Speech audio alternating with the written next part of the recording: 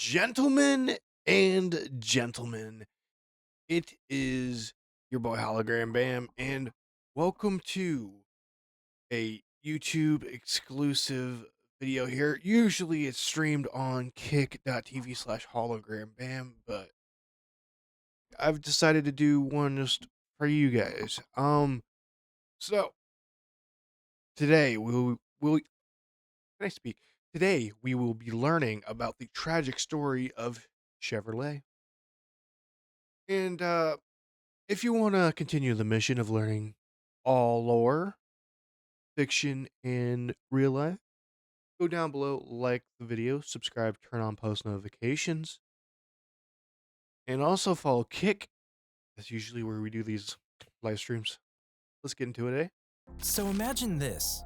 You're living in the year 1911, a time when Ford's Model T is fast becoming the best-selling car on the road. But you're not Okay. worried about that.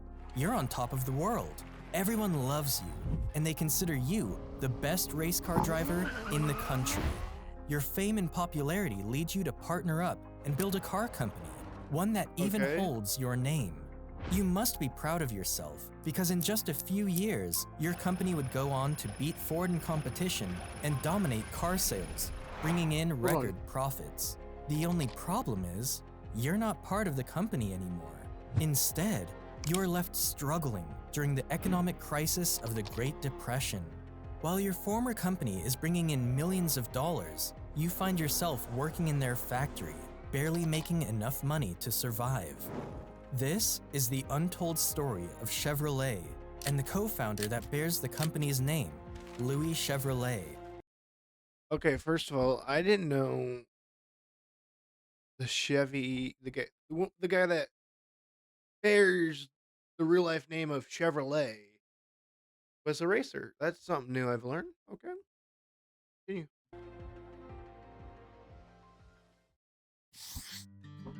The origins of Chevrolet. Louis Chevrolet was born on the 25th of December, 1878, in La Chaux-de-Fonds, Switzerland, but spent much of his childhood in the small villages from the Jura mountain. Being the second son of 7 children, Louis would work alongside his father, Joseph Chevrolet, who took care of the family by working in the watchmaking industry.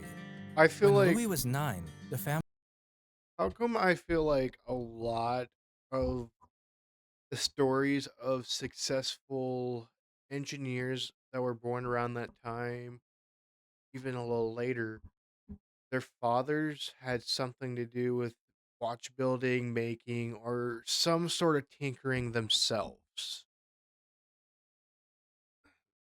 Think about that. care of the family by working in the watchmaking industry. When Louis was 9, the family suffered an economic slump, so they had to leave their hometown and moved across borders to the city of Beaune in France. There, his father France. opened a new watch store, but it didn't bring in enough money to feed a family of 9. As time passed, things grew more and more difficult for the Swiss family, so much so that they often went days without eating.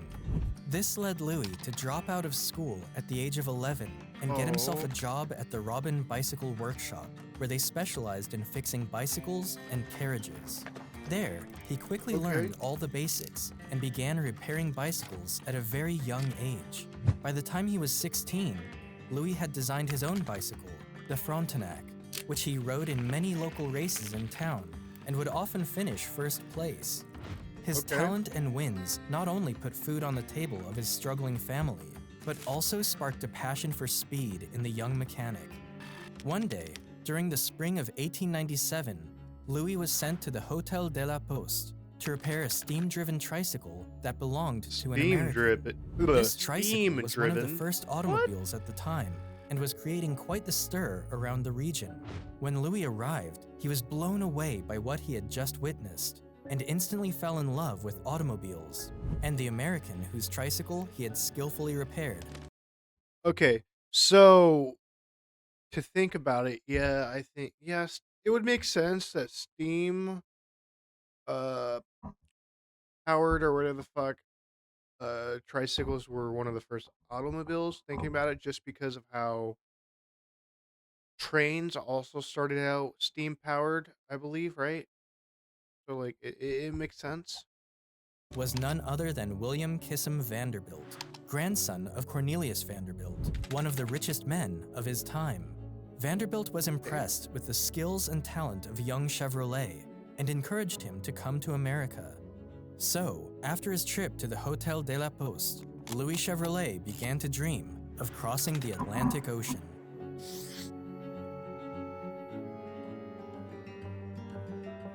In 1899, Louis finished designing another bicycle, the Gladiator.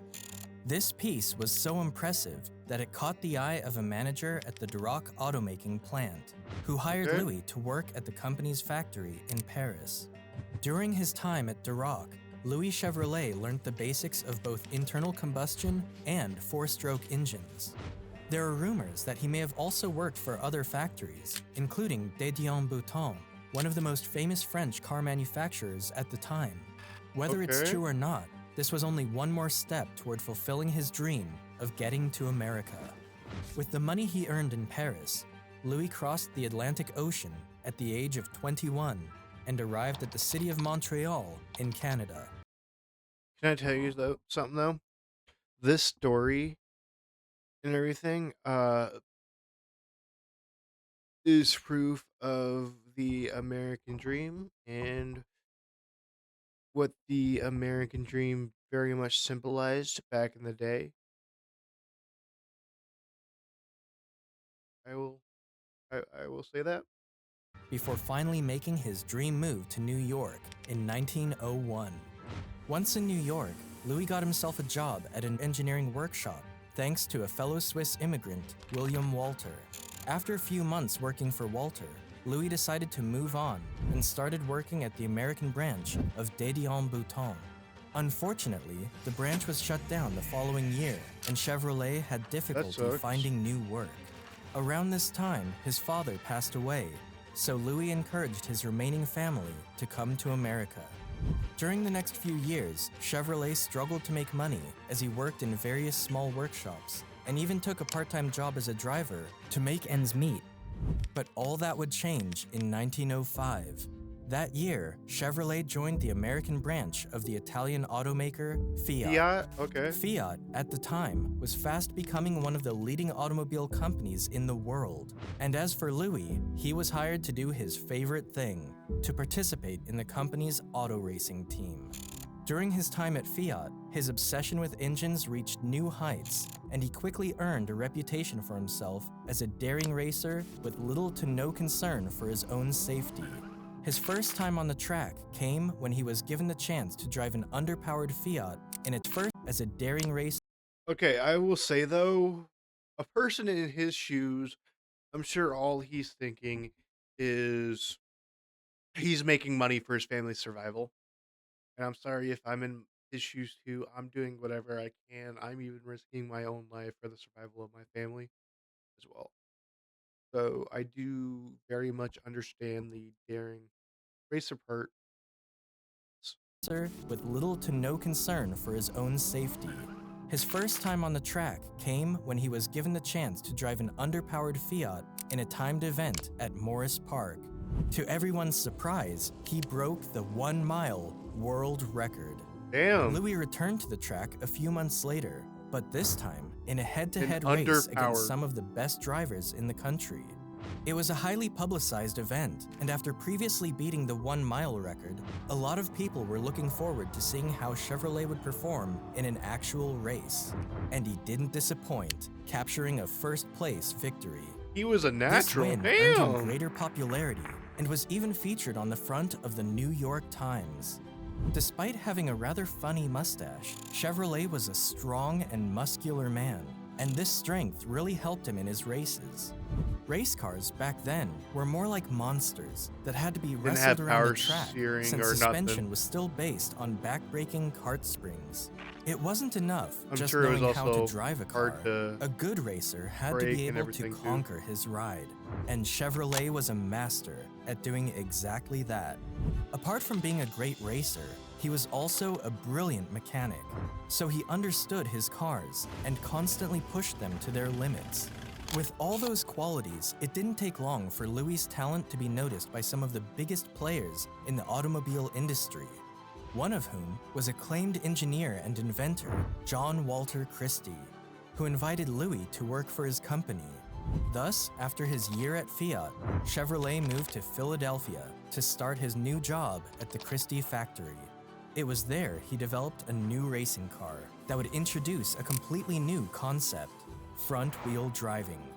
Even though front-wheel driving was a brilliant concept and far ahead of its time, it was still a work in progress, and John Christie never achieved the success he hoped for on the racetrack.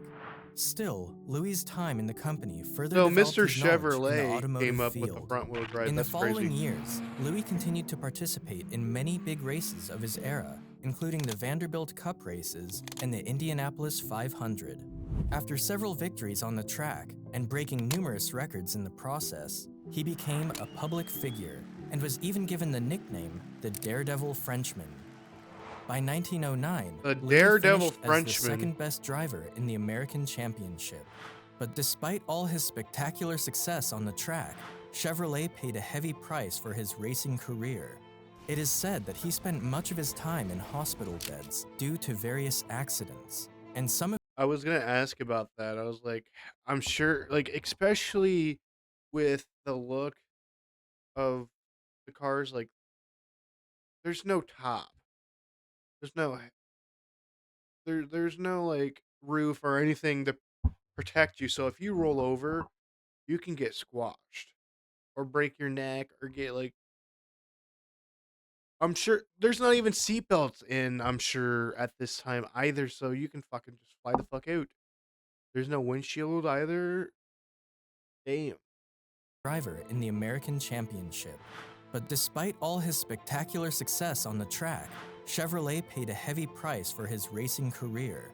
It is said that he spent much of his time in hospital beds due to various accidents, and some of Like, hold that on. he spent much of his time in hospital beds Look how fucked up that car is.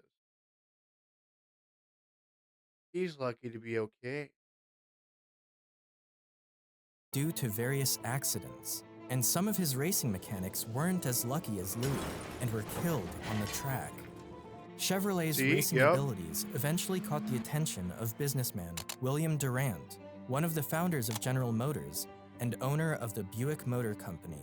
He initially signed up Louis to drive for his Buick racing team, but ended up doing something even greater, founding one of the biggest car companies on the planet. One of the best. I'd say the best.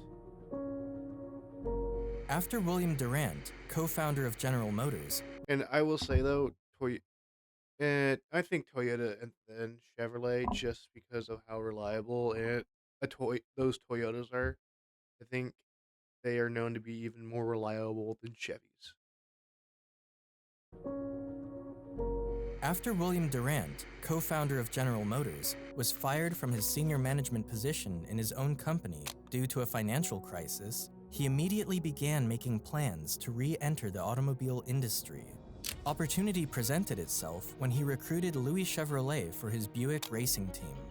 Apart from Louis' performance on the track, his fine, Swiss-sounding name was growing popular in the country, and Louis that sang Chevrolet. marketability to William Durant. It was the perfect name to brand a car. Mr. Durant called a meeting with Louis, in which he proposed that the two of them build a car company together. Louis agreed, and alongside his brother Arthur, they partnered up with William Durant and founded the Chevrolet Motor Company in 1911.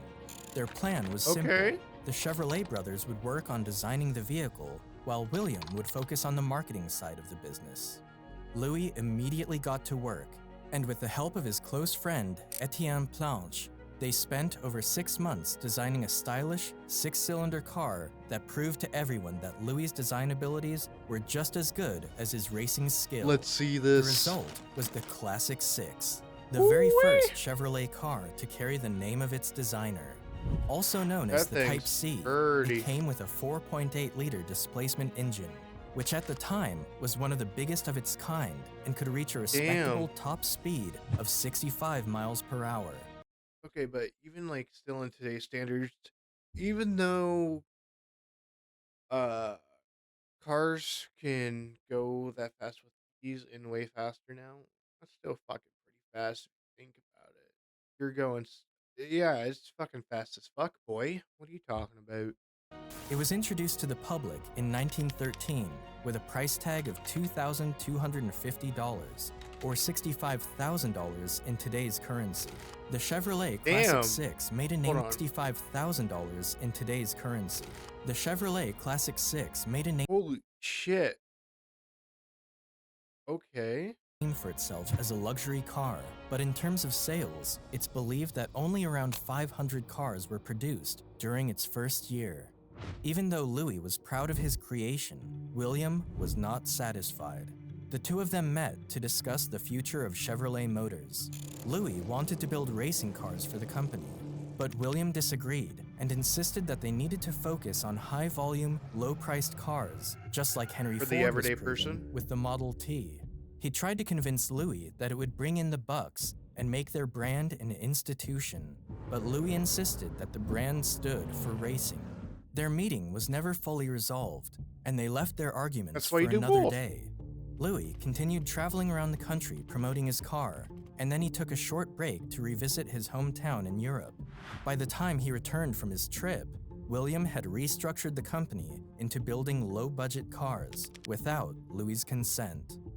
Louis felt insulted by this, and another argument arose between the two founders.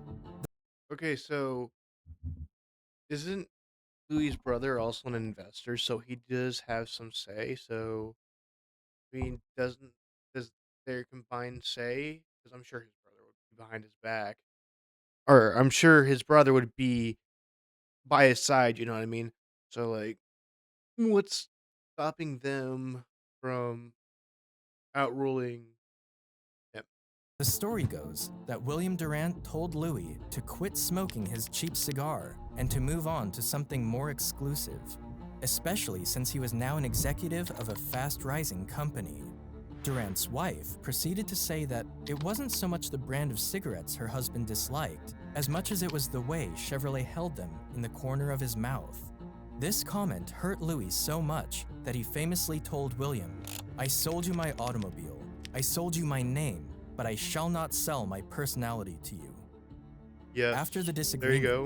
Louis felt that his influence in the company was fading away. Well, my whole thing is why in the fuck does it matter what kind of cigs and shit people smoke? It's no one else. It's no one else's business at all. Not at all.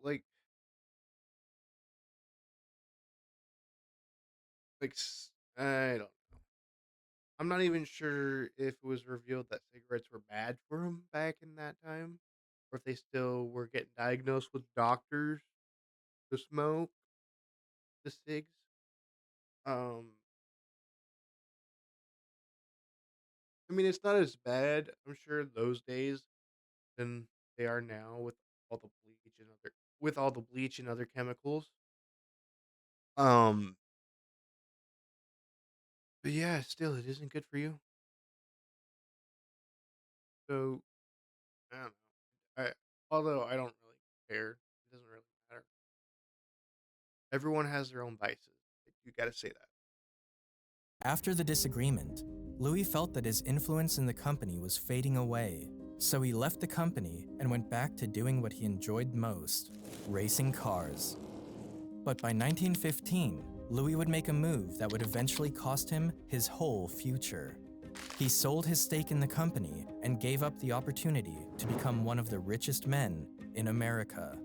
With that move, William Durant was now the sole owner of Chevrolet Motors and was free to do with the company as he wished. So, he continued his plans of creating budget-friendly automobiles while Louis pursued his original passion of building race cars.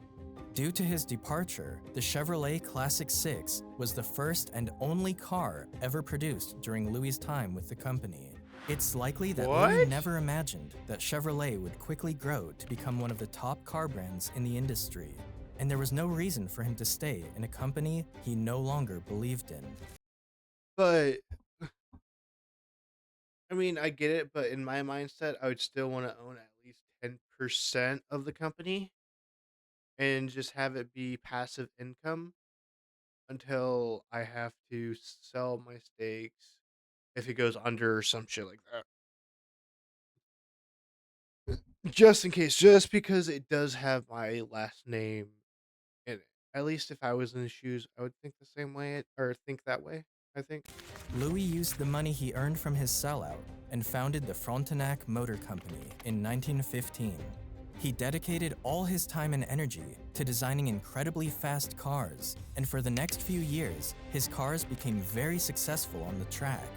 Louis and his Okay, younger I've brother never heard Gaston that name. ruled the racetrack for many seasons thanks to their engineering, and by 1920, the brothers had won the biggest racing trophy in the country, the Indianapolis 500.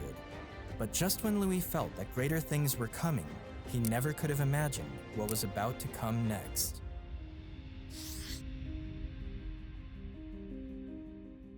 The fall of a legend is something like very tragic gonna happen. Like his goes bankrupt and dies broke. I feel like this is gonna be like a Nikola Tesla type of story. I don't know. I just have an odd feeling.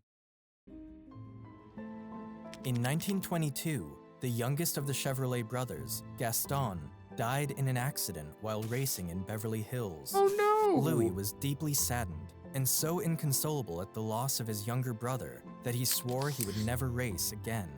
After that, his fortunes began Aww. to fade away.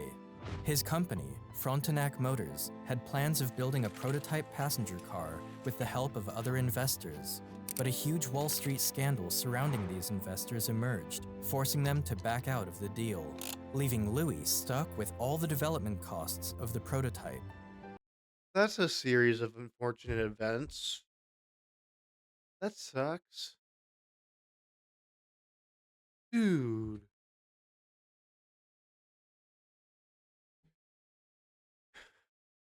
When I saw tragic in the title, I originally was thinking, okay, maybe he just was forced to sell his ownership of a company and that would be the end of it. But this is even sadder, dude. This is like Nikola Tesla uh, area of sadness. A huge Wall Street scandal surrounding these investors emerged, forcing them to back out of the deal, leaving Louis stuck with all the development costs of the prototype. Shortly after that, he had no choice but to file for bankruptcy. Still, Oh my no! Oh, that. he came together with his brother Arthur and Okay, founded the Chevrolet Brothers Manufacturing Company, where they focused on developing motors for automobiles and light aircraft engines. so I wonder. Although I know technically they can use the name because it's their legal name, I believe. But does the Chevrolet company have grounds to sue them for their company name because of how similar it is to the Chevrolet brand name? Where they focused on developing motors for automobiles and light aircraft engines. The company started to pick up during the following years and was even expanding its distributions to Canada, England, and even Australia. So they were multi continental, multi. You know what I mean? That's wow. Okay. But with the rise of the Great Depression, their new company only lasted a few short years. And then the unfortunate events of the Great Depression. That's insane. They get hit with uh his brother dies, which in turns makes him no longer have the uh will to fucking race anymore, which in turn goes into their manufacturing company, their automotive manufacturing company. So they have to file for bankruptcy and then they try to start up another one and then the Great Depression hits and they have to close it down. That sucks. After this, Louis Chevrolet tried setting up an aircraft company in Indianapolis, but that too was forced to shut down due to the economic crisis. Chevrolet Motors, on the other hand, was outselling Ford in the early 1930s thanks to their new model, the Chevrolet International. The Okay. company's bow tie emblem logo was fast becoming one of the most recognizable brands in the world. At the time, Ford, Chevrolet, and Chrysler were the top 3 car sellers in America and were bringing in a lot of profits. Unfortunately for William Durant, he too was no longer part of Chevrolet due to various acquisitions he made that put him in large debts, which resulted in him being bought out from the company in 1920. Was it by GM? Because GM owns Chevrolet now, right? Uh, and also I think that's kind of karma. Karma's a bitch. Debts, which resulted in him being bought out from the company in 1920. By the 1930s, Louis Chevrolet was getting old and losing steam, to a point where he could no longer bring himself to start up another business. He found himself poor and jobless during the worst economic crisis in America. With no better option, he returned to work at the fast-growing company that he once founded. There was no triumphant welcome, nor anything of that sort, That but instead, sucks. he was employed as a simple mechanic working on Chevrolet's assembly line. That sucks. Because, like, come on. If that's the man that founded the company, you should at least get him a higher ranking job instead of company. Come on. Not just a mechanic. That's crazy. Around this time, he contracted atherosclerosis, and Louis's health rapidly began to deteriorate, so much so that by 1938, this disease forced the amputation of his leg, which then forced him to retire from his work. With no money to cover his health issues, he died in 1941 at the age of 63 due to a heart attack. Dude, that's actually real sad. Wow. Man. Started out with the American dream, and that just proves with a series of unfortunate events how fast a person's life can spiral. Also, nice spelling. uh, real quick, this will be linked in the description. It's by a big company. Uh, let's continue. His brother Arthur would go on to fall into a deep depression and took his own life just a few years later. That's just even because his brother was with him the whole time too. I'm sure. That's no way. I feel like I'm gonna start tearing up. I'm not at that point yet, but whew. After the tragic death of its founder, Chevrolet Motors continued to dominate car sales and reached its highest peak level during the 50s and 60s. It was around this period when they introduced the Corvette in 1953, a 2-seater convertible built using fiberglass instead of steel, which made Okay. it easier to design the round shapes of the car's body. This new phenomenon was one of the first production sports cars in America and was the first to succeed and become popular throughout the country. The company's success was followed with the debut of their best model yet, the Chevy Impala, which quickly became a Impala. big hit throughout the country for its incredible long design and What about amazing the features. Caprice, man? The You gotta Impala get the even broke Caprice the world record love, for the most okay? vehicles sold in a year in the American car market, selling over 1 million units in both 1965 and 66, a record that to this day remains unbroken. This is the story of Chevrolet and the tragic fate of its founder. Even though Louis's life was full of adventure and epic moments, many people don't know his full story. Today, he is buried at the Holy Cross Cemetery in Indianapolis, close to the racing circuit where he was once a legend. Dude, that's so sad. That's very sad. I'm liking that video. Uh, Again, that was by Big Company. Um, the original video will be linked down in the description below. And one final time, I usually stream these on kick.com/hologram bam, but I felt like giving the folks on YouTube a little exclusive. So, again, thank you guys for watching. See you in the next one. Peace.